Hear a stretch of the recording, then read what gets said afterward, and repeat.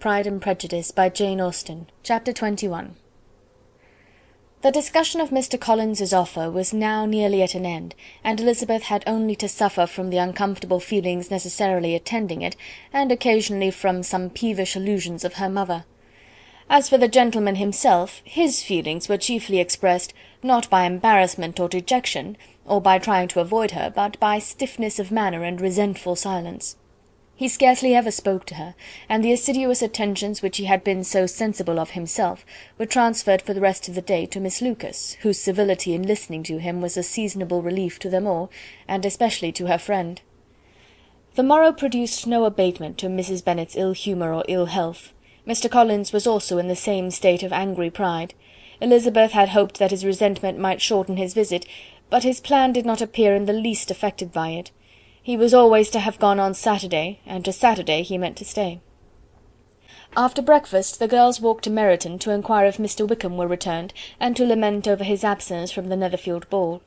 He joined them on their entering the town, and attended them to their aunt's, where his regret and vexation, and the concern of everybody, was well talked over.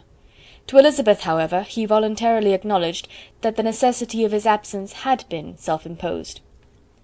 "I found," said he, as the time drew near, "that I had better not meet Mr. Darcy, that to be in the same room, the same party with him for so many hours together, might be more than I could bear, and that scenes might arise unpleasant to more than myself."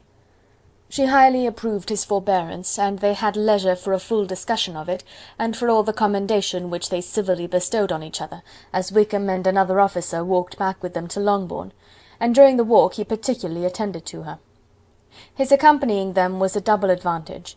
She felt all the compliment it offered to herself, and it was most acceptable as an occasion of introducing him to her father and mother. Soon after their return a letter was delivered to Miss Bennet. It came from Netherfield. The envelope contained a sheet of elegant, little hot-pressed paper, well covered with the lady's fair flowing hand, and Elizabeth saw her sister's countenance change as she read it, and saw her dwelling intently on some particular passages.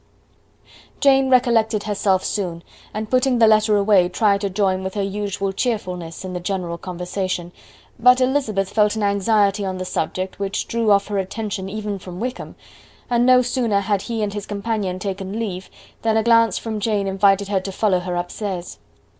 When they had gained their own room, Jane, taking out the letter, said, "This is from Caroline Bingley. What it contains has surprised me a good deal. The whole party have left Netherfield by this time, and are on their way back to town, and without any intention of coming back again. You shall hear what she says." She then read the first sentence aloud, which comprised the information of their having just resolved to follow their brother to town directly, and of their meaning to dine in Grosvenor Street, where Mr. Hurst had a house. The next was in these words: "I do not pretend to regret anything I shall leave in Hertfordshire, except your society, my dearest friend, but we will hope at some future period to enjoy many returns of that delightful intercourse we have known, and in the meanwhile may lessen the pain of separation by a very frequent and most unreserved correspondence. I depend on you for that." To these high-flown expressions Elizabeth listened with all the insensibility of distrust, and though the suddenness of their removal surprised her, she saw nothing in it really to lament. It was not to be supposed that their absence from Netherfield would prevent Mr. Bingley's being there, and as to the loss of their society, she was persuaded that Jane must cease to regard it in the enjoyment of his. "It is unlucky," said she, after a short pause, "that you should not be able to see your friends before they leave the country. But may we not hope that the period of future happiness to which Miss Bingley looks forward may arrive earlier than she is aware, and that the delightful intercourse you have known as friends will be renewed with yet greater satisfaction as sisters? Mr. Bingley will not be detained in London by them. Caroline decidedly says that none of the party will return into Hertfordshire this winter. I will read it to you. When my brother left us yesterday, he imagined that the business which took him to London might be concluded in 3 or 4 days, but as we are certain it cannot be so, and at the same time convinced that when Charles gets to town he will be in no hurry to leave it again, we have determined on following him thither, that he may not be obliged to spend his vacant hours in a comfortless hotel. Many of my acquaintances are already there for the winter. I wish that I could hear that you, my dearest friend, had any intention of making one of the crowd, but of that I despair. I sincerely hope your Christmas in Hertfordshire may abound in the gaieties which that season generally brings, and that your beaux will be so numerous as to prevent your feeling the loss of the 3 of whom we shall deprive you. It is evident by this," added Jane, "that he comes back no more this winter." "It is only evident that Miss Bingley does not mean that he should." "Why will you think so? It must be his own doing. He is his own master. But you do not know all. I will read you the passage which particularly hurts me. I will have no reserves from you. Mr. Darcy is impatient to see his sister, and, to confess the truth, we are scarcely less eager to meet her again. I really do not think Georgiana Darcy has her equal for beauty, elegance, and accomplishments, and the affection she inspires in Louisa and myself is heightened into something still more interesting from the hope we dare entertain of her being hereafter our sister. I do not know whether I ever before mentioned to you my feelings on this subject, but I will not leave the country without confiding them, and I trust you will not esteem them unreasonable. My brother admires her greatly already. He will have frequent opportunity now of seeing her on the most intimate footing. Her relations all wish the connection as much as his own, and a sister's partiality is not misleading me, I think, when I call Charles most capable of engaging any woman's heart.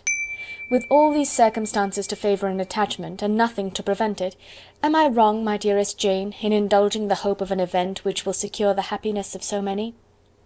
"What do you think of this sentence, my dear Lizzy?" said Jane as she finished it. "Is it not clear enough? Does it not expressly declare that Caroline neither expects nor wishes me to be her sister, that she is perfectly convinced of her brother's indifference, and that, if she suspects the nature of my feelings for him, she means most kindly to put me on my guard? Can there be any other opinion on the subject? Yes, there can, for mine is totally different. Will you hear it?" "Most willingly." "You shall have it in a few words. Miss Bingley sees that her brother is in love with you, and wants him to marry Miss Darcy. She follows him to town in hope of keeping him there, and tries to persuade you that he does not care about you." Jane shook her head. "Indeed, Jane, you ought to believe me. No one who has ever seen you together can doubt his affection. Miss Bingley, I am sure, cannot. She is not such a simpleton. Could she have seen half as much love in Mr. Darcy for herself, she would have ordered her wedding clothes. But the case is this. We are not rich enough or grand enough for them, and she is the more anxious to get Miss Darcy for her brother, from the notion that when there has been one intermarriage, she may have less trouble in achieving a second, in which there is certainly more ingenuity, and I dare say it would succeed, if Mr. Burgh were out of the way. But, my dearest Jane, you cannot seriously imagine that because Miss Bingley tells you her brother greatly admires Miss Darcy, he is in the smallest degree less sensible of your merit than when he took leave of you on Tuesday, or that it will be in her power to persuade him that, instead of being in love with you, he is very much in love with her friend." "If we thought alike of Miss Bingley," replied Jane, "your representation of all this might make me quite easy, but I know the foundation is unjust. Caroline is incapable of wilfully deceiving any one, and all that I can hope in this case is that she is deceiving herself." "That is right. You could not have started a more happy idea, since you will not take comfort in mine. Believe her to be deceived by all means. You have now done your duty by her, and must fret no longer. But, my dear sister, can I be happy, even supposing the best, in accepting a man whose sisters and friends are all wishing him to marry elsewhere?" "You must decide for yourself," said Elizabeth, "and if upon mature deliberation you find that the misery of disobliging his 2 sisters is more than equivalent to the happiness of being his wife, I advise you by all means to refuse him." "How can you talk so?" said Jane, faintly smiling. "You must know that though I should be exceedingly grieved at their disapprobation, I could not hesitate." "I did not think you would, and that being the case, I cannot consider your situation with much compassion. But if he returns no more this winter, my choice will never be required. 1,000 things may arise in 6 months." The idea of his returning no more Elizabeth treated with the utmost contempt. It appeared to her merely the suggestion of Caroline's interested wishes, and she could not for a moment suppose that those wishes, however openly or artfully spoken, could influence a young man so totally independent of everyone.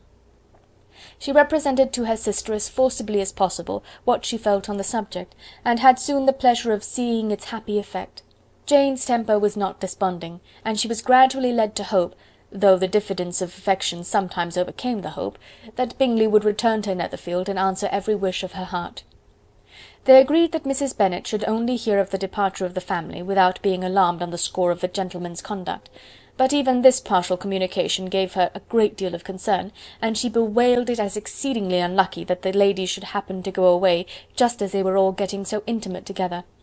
After lamenting it, however, at some length, she had the consolation that Mr. Bingley would soon be down again, and soon dining at Longbourn, and the conclusion of all was the comfortable declaration that, though he had been invited only to a family dinner, she would take care to have 2 full courses. Chapter 22.